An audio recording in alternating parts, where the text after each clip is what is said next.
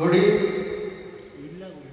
ನಾವು ಸೆನ್ಸಸ್ ಇಂದ ನಮ್ಮ ಸಮುದಾಯದ ಒಬ್ಬರು ಇಬ್ಬರು ಉಳಿದ್ರು ಕೂಡ ನಮಗೆ ನಷ್ಟ ಹೊರತು ಸರ್ಕಾರಕ್ಕಾಗಲಿ ರಾಜಕಾರಣಕ್ಕಾಗಲಿ ಅಥವಾ ಬೇರೆ ಯಾರು ಕೂಡ ನಷ್ಟ ಇಲ್ಲ ಅಂತಕ್ಕಂಥದ್ದನ್ನ ಒಂದು ತಿಳ್ಕೊಬೇಕು.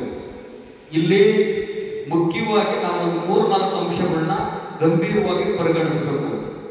ಏನು ಗಂಭೀರವಾಗಿ ಪರಿಗಣಿಸ್ತಕ್ಕಂಥ ವಿಷಯಗಳು ಅಂತಂದ್ರೆ, 1881ರಿಂದಲೇ ಸ್ವಾತಂತ್ರ್ಯ ಪೂರ್ವದಲ್ಲಿ ಸುಮಾರು 7 ಬಾರಿ ಸೆನ್ಸಸ್ ನಡೆದಿದ್ದಾವೆ.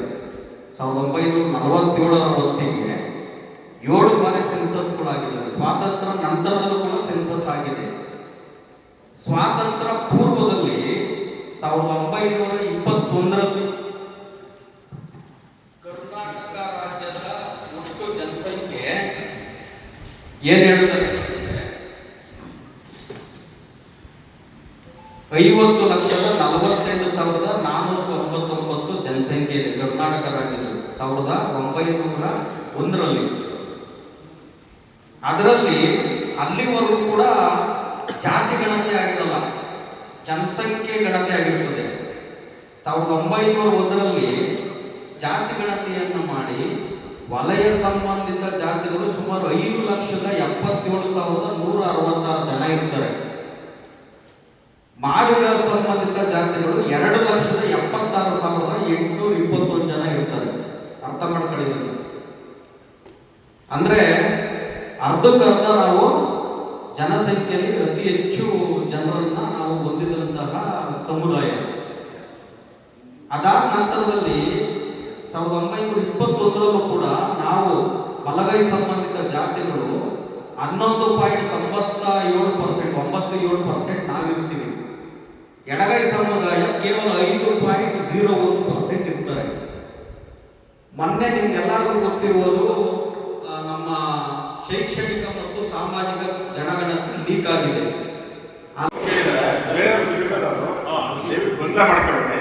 ಶೆಡ್ಯೂಲ್ ಕ್ಯಾಸ್ಟ್ ಇದೆಯಲ್ಲ, ಅದು ಜಾತಿ ಅಲ್ಲ. ಶೆಡ್ಯೂಲ್ಡ್ ಅಂದ್ರೆ ಅದು ಜಾತಿಗಳ ಪಟ್ಟಿ, ಗುಂಪು ಅಷ್ಟೇ. ಶೆಡ್ಯೂಲ್ ನಿಮ್ಮನ್ನ ಈ ಜಾತಿಗೆ ಸೇರಿಸಿದ್ರು ಶೆಡ್ಯೂಲ್ ಕ್ಯಾಸ್ಟ್ ಅಂತ ಇದ್ರೆ ಅದನ್ನೇ ಬಿಟ್ಬಿಡೋ ಜಾತಿ ಅಂತ. ಅದಕ್ಕೆ ಆದಿ ಕರ್ನಾಟಕ ಸೇರಿಸಿರೋದು ಜಾತಿಗೆ ಅಲ್ಲ ಅಂತ ಕಾಣುತ್ತೆ. ಹಂಗಾಗಿ ಇಲ್ಲಿ ನಿಮ್ಗೆ ನಾವು ಜಾತಿ ಅಂತಿದೆ, ಕ್ಯಾಸ್ಟ್ ಅಂತಿದೆ, ಆದಿ ಕರ್ನಾಟಕ ಅಥವಾ ಆದಿ ದ್ರಾವಿಡ ಅಂತ ಬರೀತಾರೆ. ಉಪಜಾತಿ ಅಂತ ಮೂಲ ಜಾತಿ ಅಥವಾ ಉಪಜಾತಿ ಅಂತ ಒಂದು ಕಾಲ ಅಲ್ಲಿ ಅಂತ ಬರೀತಾರೆ. ಹಾಗೆ ಗೊಂದಲ ಮಾಡ್ಕೋಬೇಡಿ ದಯವಿಟ್ಟು. ನೀವು ಏನಂದ್ರೆ ಇದೇ ಕನ್ಫ್ಯೂಸ್ ಮಾಡ್ಕೊಂಡು ನಿಮ್ಮ ಮನೆ ಯಜಮಾನ ತಪ್ಪು ಮಾಡಿದ್ರೆ ಮಕ್ಕಳೆಲ್ಲ ತಪ್ಪು ಮಾಡಕ್ಕೆ ಶುರು ಮಾಡ್ತಾರೆ. ಚಿಕ್ಕ ದೊಡ್ಡಪ್ಪ ಮಕ್ಕಳು, ಅತ್ತೆ ಮಕ್ಕಳು, ಮಾವ ಮಕ್ಕಳೆಲ್ಲ ತಪ್ಪು ಮಾಡಕ್ಕೆ ಶುರು ಮಾಡ್ತಾರೆ. ಆ ಕಾರಣಕ್ಕಾಗಿ ಇಷ್ಟೊಂದು ಗಂಟೆ ನಾವು ಏನಿದ್ರು ಅದನ್ನ ಅಷ್ಟೇ ಗಮನ ಇಟ್ಕೊಂಡ್ರೆ ಬೇರೆ ಯಾವ ಡೌಟ್ಗಳು ಮಾಡೋದು ಅರ್ಥ ಆಗುತ್ತೆ. ಆಮೇಲೆ ಸುಮ್ಮನೆ ಒಂದ್ಸಲ ನಿಮ್ಮ ಮಕ್ಕಳ ಕೂತ್ರೆ ಜೋರಾಗಿ ಓದ್ಕೊಂಡ್ಬಿಟ್ಟಿದ್ದ ನಿಮ್ಗೆ ಅರ್ಥ ಆಗುತ್ತೆ. ಮೊದಲೆಲ್ಲ ಕ್ಯಾಸ್ಟ್ ಪರಿಷ್ಠ ಜಾತಿ ಬರೀತಿದ್ರು.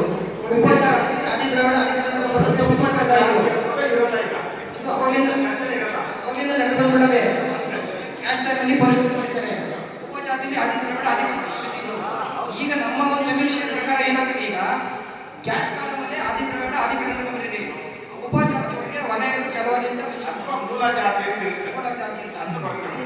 ವಲಯ ಚಲವಾದಿಯ ವಲಯಗಳು ಯಾವ್ದಾದ್ರು ಬರೀರಿ. ಉಪಜಾತಿ ಕ್ಯಾಸ್ಟ್ ಪದ್ಧತಿಯಾಗ ಏನ್ ಮಾಡ್ತಿದ್ದ, ನಾವೆಲ್ಲ SC ಇಲ್ಲ ಪರಿಷ್ಠ ಜಾತಿಯಿಂದ ಬರ್ಕೊಡ್ತಿದ್ವು. ಸಬ್ ಕ್ಯಾಸ್ಟ್ ಬಂದಾಗ ಆದಿ ದ್ರಾವಿಡ ಆದಿ ಕರ್ನಾಟಕ ಬರೀತಿದ್ರು. ಇಲ್ಲ, ಈಗ ಮೇನ್ ಕ್ಯಾಸ್ಟ್ ಬಂದು ಆದಿ ಕರ್ನಾಟಕ ಆದಿ ದ್ರಾವಿಡ, ಸಬ್ ಕ್ಯಾಸ್ಟ್ ಅಲ್ಲಿ ವಲಯ ಇಲ್ಲ ಚಲವಾದಿ. ಆತರ ನೀವು ಪೇಪರ್ ಅಡ್ವರ್ಟೈಸ್ಮೆಂಟ್ ಕೊಡುವಾಗ ಈಗ ಸರ್ ಹೇಳಿದಲ್ಲ ಮಾಡೋದಷ್ಟೇ. ಹಂಗಾಗಿ ಅದು ಈಗ ನೀವು ಹೇಳ್ತಿರಲ್ಲ, ಈಗ ನಮ್ಮ ಅಣ್ಣದ್ದು ನಮ್ಮ ತಮ್ಮದು ಅಂತ ಈ ಗೊಂದಲ ಬಗೆಹರಿಸಕ್ಕೆ ಈ ಸೆನ್ಸಸ್ ಇರಬೇಕು. ಇನ್ನು ಮುಂದಿನ ದಿನಗಳಲ್ಲಿ ನಿಮಗೆ ರಾಮನಗರ ಡಿಸೆಂಟ್ ಆದಿ ಕರ್ನಾಟಕ ವಲಯ ಅಂತ ಅದು ಚಲವಾದಿ ಅಂತ ಕ್ಲಾಸ್ ಸರ್ಟಿಫಿಕೇಟ್ ಸಿಗುತ್ತೆ.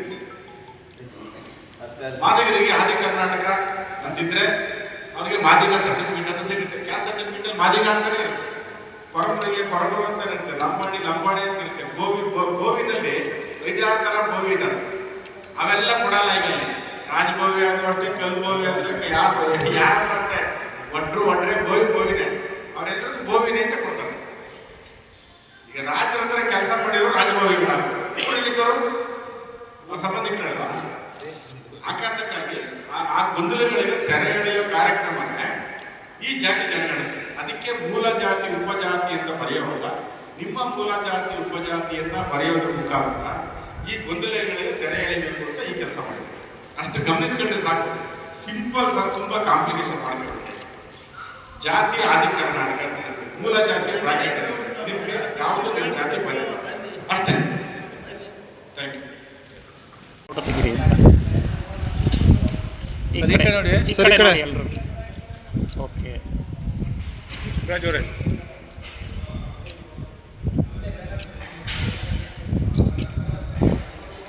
ಕಂಚಿನಾರೆಯ ಕೊಂಕಿಸಿ ಬಡಿವೋನೆ ಮಿಂಚುಳ್ಳಿ ಅಂತಾನೆ ಚಲುವಾದಿ, ಮಿಂಚುಳ್ಳಿ ಅಂತಾನೆ ಚಲುವಾದಿ, ಚಲುವಾದಿ ದ್ವರಿಮಾಗ ಅರೆ ಬಡಿದು ದೇವರ ಕರೆದನು. ಯಾರೊಬ್ರು ದೇವರು ಕರೆದು ಶಿವಣ್ಣ ಸರ್ ಇರುವವರೆಗೂ